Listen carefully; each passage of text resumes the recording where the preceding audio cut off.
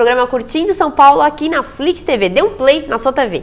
E no programa de hoje você vai conferir uma entrevista com a nutricionista Priscila Andrade do Comitê Umami. Boa noite, Priscila, tudo bem? Boa noite, tudo bem. Muito obrigada por ter vindo no programa. Fico muito feliz com a sua presença aqui. E hoje você vai ensinar uma receita pra gente. Qual que é a receita?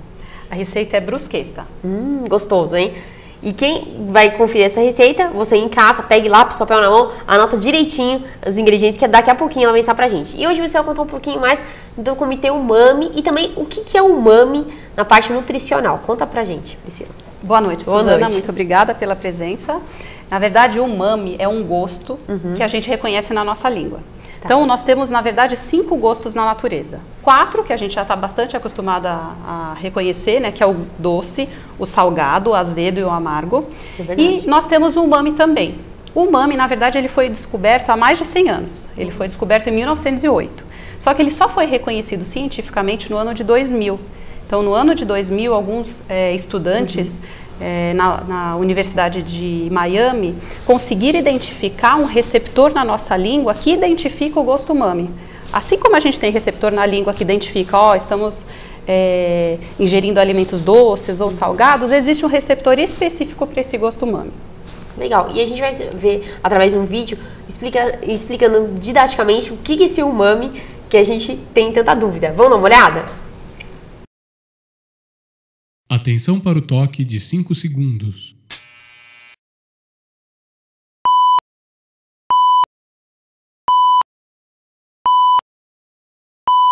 One, two, three, four, five. Everybody in the car, so come on, let's ride to the liquor store around the corner. The boys say they want some gin and juice, but I really don't wanna be a buzz like I had last week. I must stay deep, 'cause talking. Umami, o quinto gosto básico. Existem alguns fatores que nos atraem aos alimentos: textura, forma, cor, aroma, temperatura e principalmente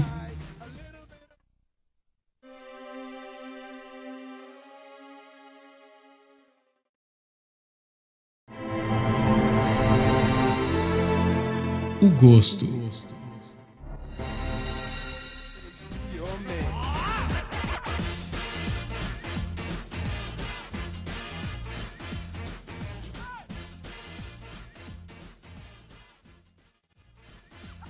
Por falar nisso, somos capazes de reconhecer 5 gostos: doce, salgado, azedo, amargo e umami.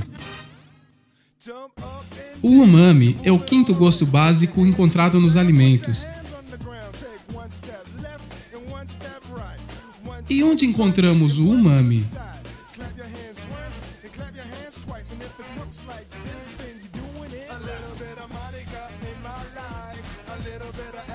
O umami pode ser encontrado naturalmente em alguns alimentos, como queijos, tomates, carnes, cogumelos.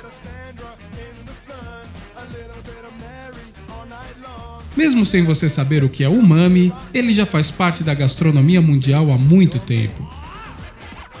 É só dar uma olhada nos pratos mais conhecidos do mundo.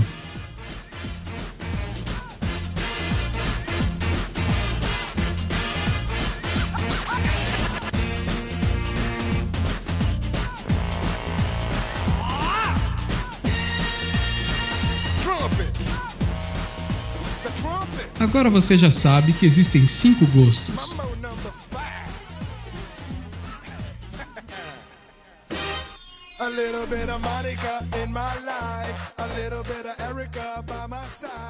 Bom, voltamos agora ao nosso vídeo.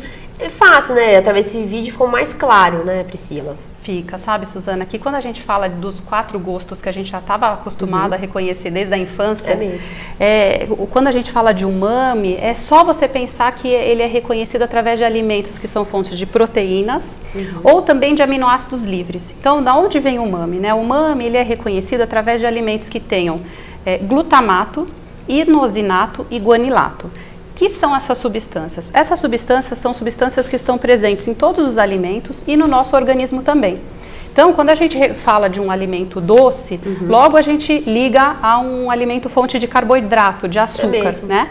Então, é só a gente pensar que os alimentos umami, eles são obtidos através, ou são, né, estão presentes em alimentos que são fontes de proteínas. Ou então, por exemplo, de glutamato livre, né? O glutamato é um aminoácido que tá presente nos alimentos do nosso organismo e ele faz parte de uma molécula de proteínas. Entendi. Então, se a gente imaginar que uma molécula de proteína é composta por vários aminoácidos, um deles pode ser o glutamato. Então, ele pode estar presente ali na cadeia de proteína. Então, por exemplo, a carne bovina, ou o peixe, o frango, é um alimento proteico, né? Ou seja, é um alimento umami, porque ele tem o glutamato ali na cadeia de proteínas. Ou também o glutamato pode estar solto dessa cadeia de proteínas, ou seja, nos tomates, nos cogumelos, né? Então são alimentos que não são proteicos, mas que são umami também. E já tem o glutamato monossódico que já vem industrializado. Isso, então que o glutamato monossódico é o glutamato ligado a uma só molécula de sódio. Então hoje, inclusive, o glutamato monossódico, ele é usado não só para realçar sabor, mas também para diminuir pode sódio. substituir o sal normal por esse glutamato, não substituir. A gente, na verdade, agregar. A gente pode diminuir a quantidade de sal e agregar uma quantidade de glutamato monossódico. Dessa forma, a gente estaria dando sabor para a preparação, agregando umami à preparação, mas nesse caso da mistura de sal com glutamato monossódico, a gente pode até reduzir a quantidade de sódio ingerida no dia a dia. Importantíssimo isso, né, Priscila? Outra coisa que também a Organização Mundial de Saúde fala que a pessoa, no máximo, tem que consumir 2 gramas de sal por dia. É isso mesmo, essa informação? Na verdade, hoje a gente sabe que a gente consome até muito mais. A gente chega a consumir até 12 gramas de sal por dia. Né? Então, o ideal é que fique... O ideal seriam 2, mas assim, pode ser consumido até 5 gramas de sal. Né? Então, assim, se a gente fizer uma mistura de metade da quantidade de sal que a gente está acostumado a consumir e agregar um pouquinho do glutamato monossódico, a gente tem o mesmo sabor da preparação, só que com até 30% a menos de sódio. Então esse é o ganho, porque a gente não perde, agregando umami nessa preparação, a gente não perde sabor. E como a gente é dona de casa, todo mundo, como vai saber durante o dia inteiro quanto que vai consumir de sal, de acordo assim com uma colher de chá, uma colher de café, então, pra gente ter uma ideia, assim, porque tem alguns alimentos que já estão embutidos o sal, por exemplo, frios, já tem sal. Alimentos assim, industrializados, na hora que a pessoa vai... Então, durante o dia, a pessoa consome muito mais sal do que estava esperado, não é verdade? Exatamente. Como que a gente vai saber isso? Então, a gente pode ter, por base, uma colher de chá. Por exemplo, uma colher de chá, que é aquela menorzinha, a menor de todas, tem 5 gramas de sal. Cabe 5 gramas de sal ali. Então, você tem que imaginar que aquela colherzinha de chá, de sal, tem que ser consumida, dividida ao longo do dia. Então, se a gente está consumindo a mais do que isso, aí quer dizer que a gente está acima da recomendação da Organização Mundial da Saúde. Problemas de saúde, né? Isso. Hipertensão, problemas cardiovasculares. O que mais que pode acontecer a pessoa consumir excesso de sal? Assim? Basicamente é problema de hipertensão e problemas cardiovasculares mesmo, né? Então, por isso que hoje em dia muitas nutricionistas já estão inserindo o glutamato monossódico no dia a dia do hospital. Porque quando você diminui muito a quantidade de sódio da dieta daquele paciente ou de sal, a comida acaba ficando insossa, sem sabor. Fica mesmo. E o paciente não consegue consumir por um longo período aquela comida, né? Assim, durante a internação no hospital ainda consegue manter, mas depois quando volta para casa é muito difícil porque a comida fica ruim mesmo, fica sem sabor. Então, agregando o glutamato monossódico, a gente consegue reduzir realmente a quantidade de sódio, né, ingerida no dia, só que mantendo um padrão aceitável de sabor da comida, né? É verdade que o leite materno tem umami? Tem umami. O leite materno, materno, pra gente um pouco melhor. Quando a gente avalia a quantidade de aminoácidos presentes no leite materno, o glutamato é o aminoácido que mais está presente no leite materno. Então, por isso que, na verdade, a gente fala que o brasileiro, só não consegue hoje reconhecer alimento umami porque não foi acostumado desde a infância, como nos Estados Unidos, como no Japão, as crianças já aprendem o que é umami desde a infância. Agora, quando a gente come um alimento que é proteína ou que a gente ingere um parmesão e vê que o parmesão pode prestar Sim. atenção, mesmo depois que você ingere, né, que você engole o parmesão, ele ainda resta um Continua gosto o sabor, prolongado. né? Esse é o umami. Esse é o gosto umami. É. Que legal. E tem algumas fotos, você pode me ajudar a comentar um Claro, pouco? claro. Para a gente identificar esses alimentos que são umami. Então, aí a brusqueta, ó, que a gente vai preparar agora. Por que a gente fala que esses alimentos são umami, né? Porque a gente acaba misturando vários tipos de alimentos que são fontes de glutamato, ou de inosinato, ou de guanilato, né? Então, aí na brusqueta a gente está misturando, por exemplo, o tomate e o queijo parmesão. Entendi.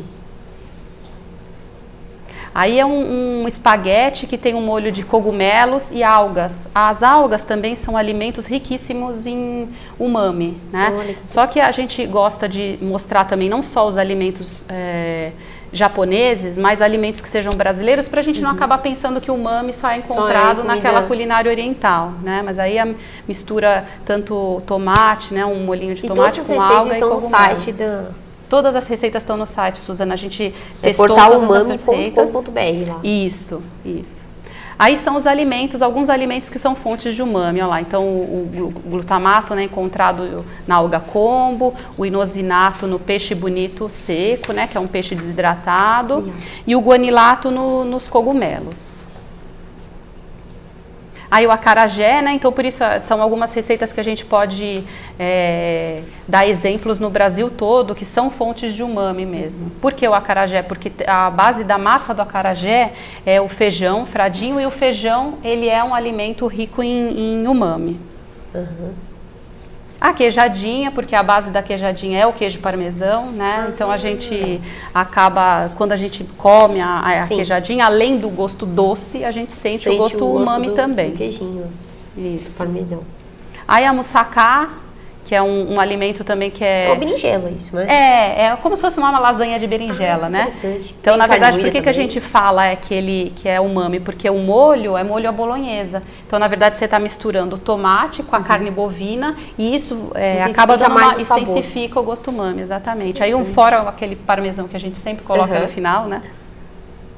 Aí é o bacalhau é um peixe, né? Então sempre todos os peixes, como eu já te disse, peixes e carnes bovinas e as aves são fontes de umami, e aí a bacalhoada acaba misturando. Também é fonte de umami ou não? Um pouco. Ele é menor do que o bacalhau, né? Do que os peixes, mas tem uma quantidade pequena assim.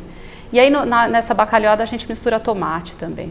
Aí o empadão tem frango, tem linguiça, que também é fonte de umami, tem ovo, né? O ovo também é fonte de umami. Então a gente vai fazendo recheios ou vai misturando sem querer alimentos umami, né? Para intensificar o sabor. Certo. Aí uma carne, que também a carne por si só já é fonte de umami, porque ela é rica em glutamato, mas nesse molhinho também tem tomate maduro. O tomate é interessante no cuscuz também. O tomate, quanto mais maduro, mais umami ele tem. Porque quanto mais maduro o tomate, a quantidade de glutamato vai ser maior. É maior. Olha, que legal, não sabia disso. A feijoada, né? A feijoada também mistura o feijão preto, que é rico em umami, todas as carnes, né? Porque daí acaba misturando carne suína com a linguiça, porque a linguiça também, além de glutamato natural da carne, normalmente a linguiça tem um pouquinho de glutamato monossódico adicionado. O virado à paulista, porque também mistura a bisteca, né? Com uma farofa com bacon, então são alimentos umami. Lasanha de abobrinha com tofu, porque a soja também é um alimento fonte de umami. Olha que bacana. Pão de queijo, a gente chamou de pão de queijo crocante, aí porque a gente caprichou um pouquinho no parmesão, porque dentre os queijos, por isso que é o parmesão é o mais rico em umami. Então, quando a gente põe parmesão no pão de queijo, ele acaba ficando crocante. Aí é uma quiche de peito de peru com queijo também, então peito de peru também é rico em umami. Um ragu de rabada com polenta, por quê? Porque o milho também é um outro alimento fonte de umami, rico em glutamato. Aí a gente mistura a polenta, né, o milho da polenta com a carne e o tomate. Que legal. Uma cestinha de parmesão, então assim, parmesão é o alimento que acho que mais tem umami mesmo, mais tem glutamato livre.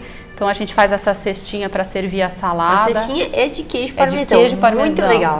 Essa vale a pena conferir no site. Que vocês fazem? A gente coloca Uma numa tigelinha Sim. de cabeça para baixo e aí espera ele secar. Então derrete numa frigideira e aí molda ele aqui, na verdade. Põe ele de cabeça para baixo e quando você solta, né? Quando ela seca, fica bonita, né, fica.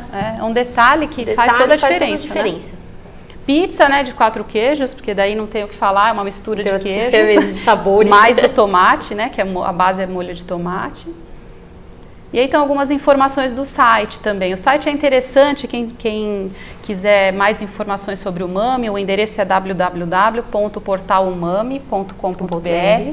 Então tem vários botões, né, por onde você pode caminhar, assim, e tem informação tanto para consumidor, tanto quanto para médicos, nutricionistas, ou seja, os estudos científicos estão presentes lá. Então, para quem quiser mais informação mesmo, se aprofundar, pode visitar. E aí tem essa parte do Você Sabia, que é para o consumidor. E aí então umas tabelas, né? Umas tabelas que na verdade demonstram assim, qual a quantidade de glutamato livre presente nesses alimentos. Só para a gente não pensar que realmente é só, o umami é só a base da culinária oriental. Não, ele está presente nos alimentos de forma geral mesmo. Alguns mais, outros menos, né? Mas de maneira geral ele está presente em todos os alimentos. Eu gostaria de saber, assim, o gosto umami e os leites comercializados para alimentação do bebê, tem uma diferença desses industrializados? Tem presente umami também neles? Então, no industrializado não, Suzana, porque na verdade o leite materno é que é rico em umami. Por quê? Porque ele é rico em glutamato, né, no aminoácido glutamato. O leite da vaca não. Então, por isso que a gente fala que a gente conhece o umami, na verdade a gente não sabe identificar, né? Mas a gente conhece o umami desde o nascimento, porque o primeiro alimento que a gente tem contato é com o leite materno, né? Então, entre outras características, benefícios, né, do leite materno, ele tem essa quantidade de glutamato livre característica. E assim, eu gostaria de saber assim, se essas empresas já estão industrializando ou colocando alguma coisa para deixar esse leite próximo do materno. Existe alguma substância, alguma coisa que elas já estão fazendo? Não, os leites tradicionais não. Existe um ou outro leite que é mais para criança prematura, assim, que eles tentam adicionar alguns aminoácidos para tentar chegar mais próximo do leite materno, mas leite materno não tem como único, né? Fazer. Chegou uma mensagem aqui para você me ajuda a responder? Tá. A Juliana marcou assim, qual o melhor leite, integral ou desnatado? Depende para que a gente quer, né? Tá. Se você está numa dieta que você não pode ingerir uma quantidade de calorias ou de gordura muito em excesso, ou então até o normal, porque, por exemplo, você quer reduzir peso, o ideal é que eu consuma o leite desnatado. Mas o leite integral, as pessoas às vezes esquecem que por ele ter gordura, ele tem algumas vitaminas que são lipossolúveis, que a gente chama. Então, assim, o que são vitaminas lipossolúveis? São vitaminas que estão presentes na gordura. Elas ficam presentes na gordura do alimento. Do bem. Isso, então assim, as vitaminas A, a vitamina D, a vitamina E, são vitaminas que se você não consumir o leite integral, você não vai estar ingerindo-as. Nossa, é difícil aí achar, porque a vitamina A é ótima, assim, pode ser encontrada em melão, que dizem que é bom para a visão, não sei se é verdade isso. É verdade, mas aí a menor quantidade, aí teria que consumir mais para obter mais ou menos parecido com o leite ou não? Ou não tem nada a ver? Não, tem a ver sim, mas assim, como o que a pessoa vai consumo de saber? Vegetais às vezes é menor. Então assim, a minha indicação, se a pessoa não está num regime, numa dieta que precisa reduzir calorias, é ingerir o leite integral, mas numa menor quantidade, né? Entendi. Porque às vezes não adianta a pessoa, agora vou fazer um regime alimentar, quero diminuir as calorias e toma 1 litro de leite desnatado. Não é por aí, né? A minha sugestão como nutricionista é sempre assim, manter a dieta equilibrada, comer de tudo um pouquinho, né? Para não exagerar, né, em alguns alimentos. Para não errar. Não errar, exatamente. Entendi. Legal. Aí você pode ensinar pra gente a receita? Claro, vamos lá então. Priscila. Então vamos fazer a brusqueta, que é uma receita super simples, prática, rápida, que dá pra você servir para uns amigos quando chega inesperado em casa, né? A gente podia passar o GC, enquanto a gente vai se preparando aqui. Tá bom. Aí a gente pode falar da receita. Vamos dar uma olhada? 8 fatias de pão italiano. Isso. 4 colheres de sopa de azeite de oliva.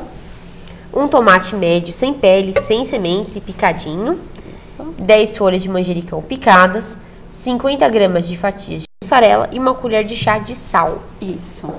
Aqui eu já coloquei o azeite, tá? Vou misturar tudo para ficar mais fácil. Aqui tá o tomate. Eu comprei um tomate bem madurinho, né? Porque quanto mais maduro, como a gente já viu, mais umami tem. O umami tá mais presente. Aqui a mussarela.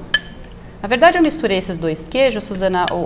A brusqueta tradicional mesmo vai só o parmesão, né? Mas eu preferi misturar um pouquinho da mussarela, porque ela vai dar aquele puxa, né? E o parmesão para ajudar a dar uma crocância.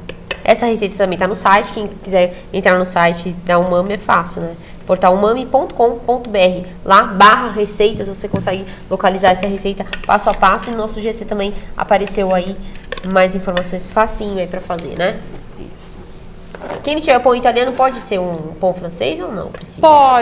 Pode fazer umas rodelinhas de pão francês, ou quem quiser também o pão de forma, né? Corta em 4 para servir como se fossem canapés. Como se fossem canapés. Acho que a culinária, a gastronomia, né? É uma viagem, né, na cozinha. A gente abre a geladeira, o armário, vê o que a gente tem disponível e usa a criatividade, né? Sim. Só que, ó, Suzana, tá pronto. É só misturou. Agora a gente pode... Aí você colocou o azeite... Isso. O tomatinho e a mussarela e o sal. E o sal, eu nem coloquei sal. Tá. Vamos fazer sem sal? Já que a gente está falando de hipertensão, de diminuir a quantidade de sal, vamos ficar só no queijo. Assim. É porque aqui o queijo, na verdade, ele já tem um pouco de sal, né? Já. Se a pessoa não quiser colocar sal, também não tem problema nenhum. Exatamente.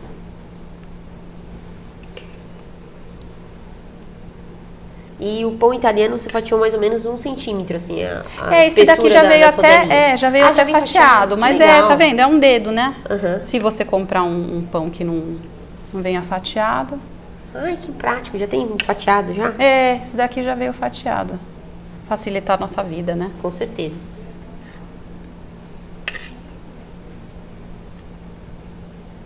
Bem fácil, né, Priscila? Bem fácil mesmo. Agora eu vou só colocar aqui, ligar a panela. Essa panela que é tudo de bom, né? Que ela já assa, grelha, esquenta. Pode deixar aqui? Pode colocar. Obrigada.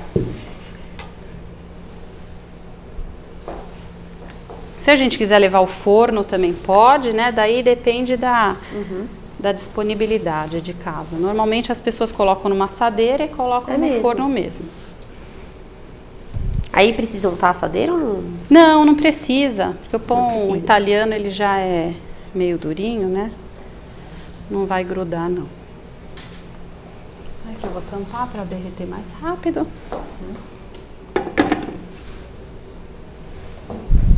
E vamos aguardar mais uns minutos. E essa receita tem quantas calorias, assim, só por curiosidade? Cada fatia dessa deve ter em torno de uns 150, 150. Cada unidade. Até que não é muito. Né? A dica que eu dou assim, normalmente quando a gente está pensando em calorias, em reduzir gordura de alguma forma, é tentar usar os carboidratos integrais. Então, por exemplo, se a gente tivesse a oportunidade de comprar um pão italiano integral, que eu ainda nunca vi, né? Eu também nunca vi. Não tive essa oportunidade. Então, eu nunca vi. Mas se não, como você falou de outras opções de pão, a gente pode comprar o pão francês preto, integral, pão preto, o pão de forma também eu escolhi a opção integral, né? De grãos, né? De grãos, isso. Não tem problema, pode fazer também. Pode. Mas aí pode cortar pequenininho, assim. Como se fosse um canapé, né? Corta cada fatia em 4.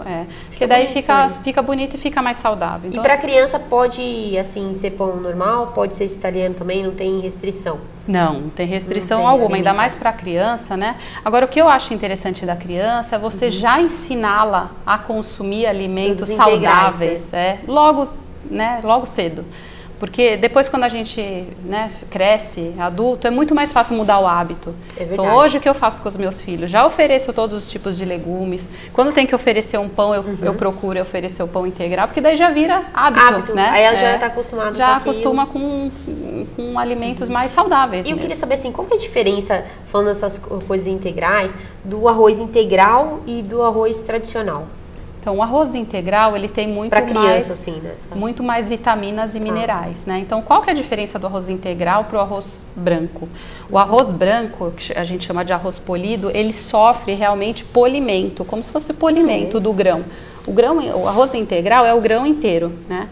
E aí, para a gente fazer o arroz branco, o arroz integral sofre esse refinamento, né, um polimento que tira essa camada, aquela casquinha dele. a camada externa. Mas aí o que a gente está fazendo? A gente está tirando a melhor parte do grão, né? Que nessa parte integral não é só fibras que tem, então tem algumas vitaminas, minerais que a gente acaba perdendo. Que perdeu no arroz branco. Exatamente. Então, o arroz branco, na verdade, é só amido mesmo, né? Carboidrato simples que a gente chama. Não tem tantas vitaminas como o outro. Não. E aí, o que ele faz? Faz aquele pico de glicemia mais rápido, né? Por isso que a gente fala que um diabético, por exemplo, o ideal é consumir alimentos integrais. Por quê? Porque como ele tem a fibra, ele mantém a glicemia mais baixa por um tempo, mais estabilizada, exatamente. E aquele arroz que tem 7 grãos, assim, é indicado também para criança? Não. É Pode, indicado, não tem é uma problema. mistura, não tem problema algum. Às vezes são tipos de arroz, né? Diferentes, mas assim, é o arroz negro, né? O arroz integral. Então são diversos tipos de arroz, com exceção do arroz branco, do arroz polido, né? Sim. Com certeza. Eu gostaria, assim, que você contasse pra gente também como a pessoa pode saber se está adquirindo, assim, não produtos de alta qualidade, né? Porque a gente vai no supermercado, a gente tenta localizar algumas coisas, assim, boas, né? Dentro desses produtos, como que a gente pode achar no supermercado produtos que tenham esse sabor umami, assim?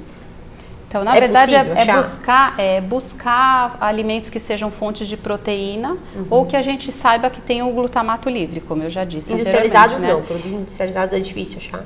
Ou tem? Então, industrializados, normalmente, quando o produto precisa de um sabor, de um realce de sabor, o fabricante adiciona o glutamato monossódico. Por quê? Porque o glutamato monossódico traz esse gosto umami que às vezes é mais perdido rápido no alimento. Então, por exemplo, numa linguiça, a linguiça é uma carne. Ele potencializa esse sabor. Esse gosto, exatamente, porque a linguiça normalmente, quando sofre o processo de industrialização, a carne perde parte do sabor, né, do gosto original. Então, para depois trazer esse gosto de volta, aí a indústria adiciona o glutamato monossódico. Existe alguma contraindicação para usar o glutamato monossódico para a saúde? Não existe. Alguma restrição para pessoas com problemas de rim, algum problema de saúde, alguma assim? Então, a única restrição que pode existir, que eu vejo, é se o grau de hipertensão, por exemplo, é muito alto, né? Isso quem vai determinar é o médico. Porque, como eu te disse, assim, o glutamato monossódico, além de realçar o sabor da preparação, ele pode ajudar a reduzir o sódio, né? Esse é um grande benefício. Mas daí depende muito do paciente, porque a hipertensão, existem graus de hipertensão, né? De repente a pessoa tem um grau muito forte de hipertensão, aí não vai poder consumir nada de sódio, uma quantidade bem pequena. Ou seja, às vezes só o sódio dos alimentos, né? O intrínseco dos alimentos já vai ser só exame de sangue que ela vai detectar se como que está o... a análise clínica do médico mesmo, exatamente, em relação àquele paciente. E às vezes quando o paciente tem algum problema renal grave também, que a quantidade de sódio é bem pequena, aí realmente não é indicado. Mas só nesses casos mesmo, porque para deixar a comida mais saborosa, hoje existem estudos onde pacientes em tratamento de quimioterapia já estão usando o glutamato monossódico ou alimentos fontes de glutamato para poder deixar essa preparação mais deliciosa. E além disso, não só de realçador de sabor umami, ele tem uma característica, como a gente viu com o parmesão, que a gente sente um gosto mais prolongado. Além desse gosto mais prolongado, a gente acaba salivando mais. E aí um paciente que normalmente está em tratamento de quimioterapia, ele tem parte da salivação diminuída. Então, com o alimento umami ou até glutamato monossódico na dieta, ele consegue salivar mais e consegue engolir melhor, né? Deglutir aquele alimento. Esse é um dos benefícios do glutamato monossódico. Porque daí, deglutindo melhor, ele ingere alimentos mais saudáveis, né? Com certeza, né? Porque ele vai estar estimulando, né? Exatamente. Que bacana. Será que já está pronto ali? Vamos dar uma olhada? Olha, que Nossa, rápido. passou rapidinho que eu botei papo aqui, conversando gostoso, assim. Pode deixar Vou colocar aqui. Vou colocar aqui no prato.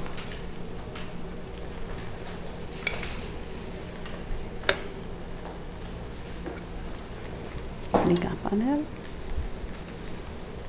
Ó, e aí tá pronta a nossa Olha que lindo. brusqueta. Obrigada, hein? Olha que lindo, Priscila. Posso dar um zoom pra quem tá assistindo em casa? Olha que coisa gostosa. A gente foi conversando aqui tão gostoso, ficou pronto né? aí, Ficou tá pronto vendo? rapidinho.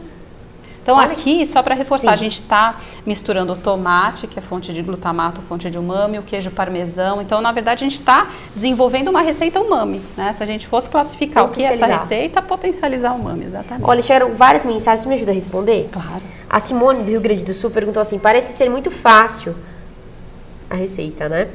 E a Juju marcou assim, qual o significado da palavra umami? Umami significa delicioso, saboroso. É uma palavra que tem origem oriental, né? Que tem esse significado de delicioso, saboroso. Por quê? Porque ele foi descoberto por um cientista japonês, em 1908, né? Que estudando as algas, ele conseguia identificar a substância que trazia o umami para o dia a dia, que era o glutamato, né? Então, ele estudando as algas, ele via que tinha um gosto diferente dos outros 4 que a gente já está acostumado a reconhecer.